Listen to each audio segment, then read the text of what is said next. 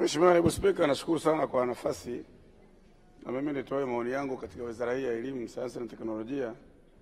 Kwanza nampongeza Mheshimiwa Rais kwa kazi kubwa aliyofanya uwekezaji katika maeneo mbalimbali ya kielimu. Tumeshuhudia ongezeko kubwa sana mikopo katika elimu ya juu na elimu ya kati, lakini pia kuondoa ada kwa masomo ya advance, kitu ambacho kimepelekea watoto wengi kuendelea kusoma masomo ya advance. Lakini pongeza Mheshimiwa Rais pia na Mheshimiwa Waziri na wenzako wote wizarani kwenu kwa kupeleka VETA pale Nyamongo.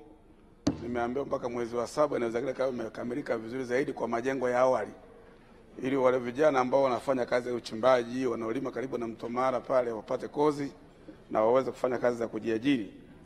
Lakini vile vile tunashukuru Mheshimiwa Naibu Spika, tunaomba Mheshimiwa Waziri mweke nguvu katika kile chuo cha kilimo pale Butiama, kina heshima kubwa ya jina Baba wa Taifa pale, ili kiwe chuo kamili kama ilivyo Sokoine na watoto wa kanda ya Ziwa na maeneo mengine wapate hiyo taaluma. Lakini pia Mheshimiwa Rais aliahidi pale hospitali ya Kwangwa iunganishwe na utaalamu wa kidaktari, manesi na madaktari pale, ili wanapoenda pale kufanya kazi ya mafundisho wanafanya kazi pia ya kufanya kazi ya kuhudumia. Lakini Mheshimiwa Naibu Spika, lengo la mitaala hili tumekuwa na mjadala mkubwa sana katika nchi yetu, na ukiangalia Mheshimiwa Bunge amezungumza hapa kwamba ni kweli kumekuwa na wanafunzi ambao wameenda kwenye vyuo vikuu wamehitimu lakini wamekosa ajira. Tunapambana hapa kusugua ubongo kutafuta namna ambayo tutafanya kupunguza gap kubwa ya ajira iliyopo Tanzania. Watakaopata kazi ya ajira katika sekta mahususi, sekta binafsi au wakajiajiri, lakini wapate utaalamu.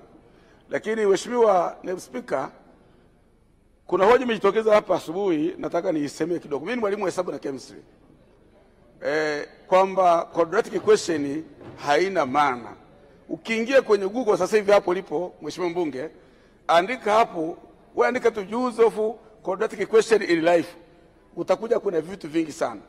Hawezi kwa watu ambao wameenda jeshini kitaaluma, military base zile. Ukitaka kufanya projection, unaipiga ndege imeruka hapo upige pale, lazima ufanye projection ya science. Na hiyo equation ni quadratic equation. Lakini vile vile watu ambao wamefika NASA kule Marekani, unazungumza kurusha parachute, satellite, unazungumza quadratic equation applications ipo pale. Kwa hiyo kuna vitu vingi lazima tuiseme kwamba sio kweli.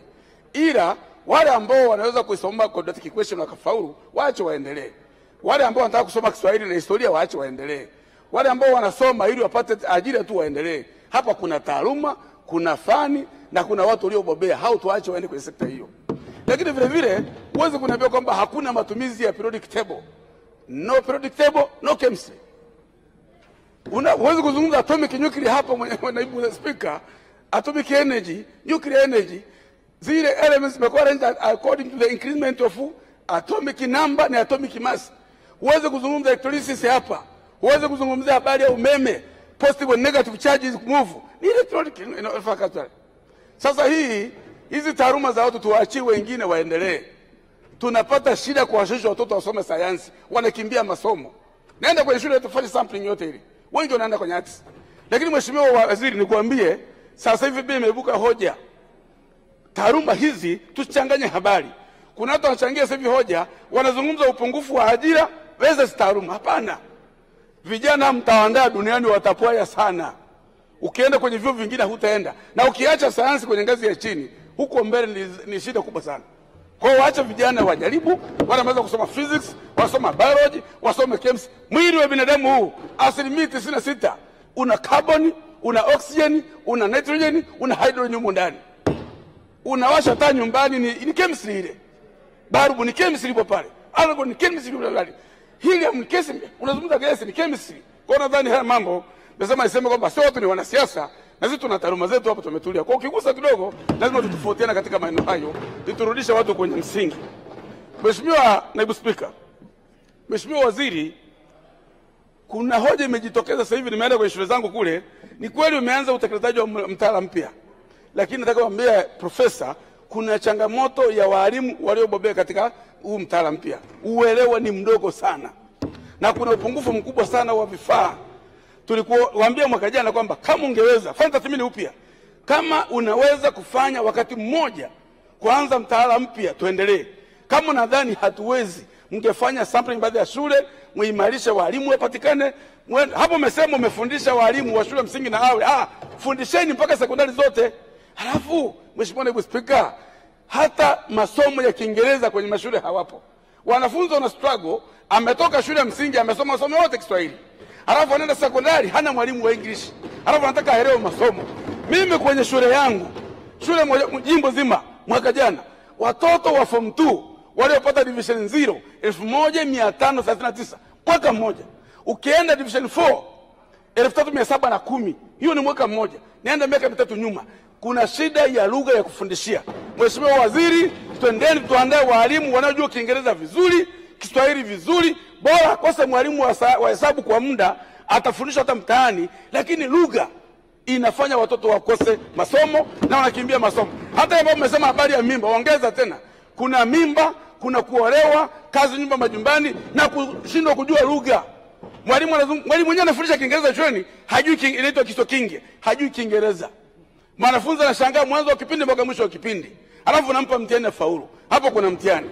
Kwa nafikiri Mheshimiwa Naibu Spika, ni muhimu sana serikali ijipange kuandaa walimu wazuri wa Kiingereza, na ikiwezekana watoto kabla ya kuingia form 1 wafanye orientation course. Mpaka vyuo vikuu wanafundisha CR, sio? Tumefundishwa zile. Kwa hiyo hao watoto wasaidie lugha ya mawasiliano na namna kufanya. Lingine Mheshimiwa Naibu Spika, ningetaka nione kwenye hoja yako Mheshimiwa Waziri. Mlitenga bilioni 17 ziende taasisi ya elimu kuchapisha, kusambaza na kuandika vitabu. Fedha imekaa TAMISEMI miezi 5. Imerudishwa hazina. Kule shuleni, shule yangu ya Kubiterere, Nyagisya, Kimusi, Nyabichune, kuna kitabu kimoja cha chemistry tu mtaala mpya. Alafu fedha imekaa miezi 5. Hebu tuelezeni nini kilitokea? Bilioni 17 ya kufanya kazi ikarudi hazina, watoto hawana vitabu, walimu hawana vitabu vya kufundishia, alafu TAMISEMI ulishukulia hatua gani hawa watu? Kwa nini fedha zitoke Wizara ya Elimu moja kwa moja mpeleke taasisi ya elimu, mkaprinti, mkaandike, mkasambaze? Shule unakuta ina upungufu wa walimu. Mimi katika Tarime vijijini tuna upungufu wa walimu wa sayansi 145. Sasa hakuna mwalimu wa sayansi, hakuna kitabu cha sayansi, mwalimu hana, hata shule jeni huwezi kuazima. Kwa nadhani huu mtaala Mheshimiwa Waziri, hebu tujipange vizuri. Mambo ambayo tunaweza kutekeleza ndani ya uwezo wetu tuyafanyia kazi. Baada ya kusema Mheshimiwa Naibu Spika, nashukuru sana, naunga mkono hoja. Asante sana. Sasa Mheshimiwa Watara, ungetupa kabisa na Newton's law of motion. Kaa chini. Mheshimiwa Spika, wewe akini wewe baharia, wewe soma sasa kidogo.